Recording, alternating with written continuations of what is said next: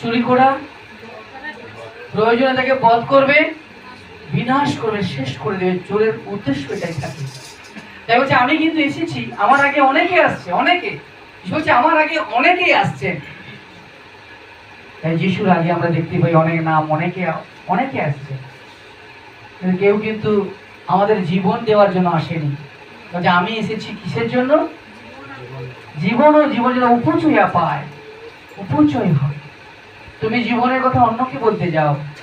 আজকে আমরা বিভিন্ন জায়গায় সুসমাচার করছি, প্রত্যেক বছর দুবার করে গাড়ি করে, বাস করে, ট্রেন করে বিভিন্ন জায়গায়, নিজের গ্রামে, পল্লীতে, বিভিন্ন জায়গায় কেন সুসমাচার দিতে যাচ্ছি না? আমাদেরকে প্রভু বলছেন সুসমাচার তুমি পেয়েছো, অন্যকেও সুসংবাদ দাও।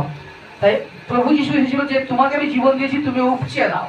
একটা কলসিতে জল ভরতে গেলে কি হইব? মাটির কলসিতে জল ভরলে বলে ঢেউটা বার করতে, নাহলে ভেঙে যাবে।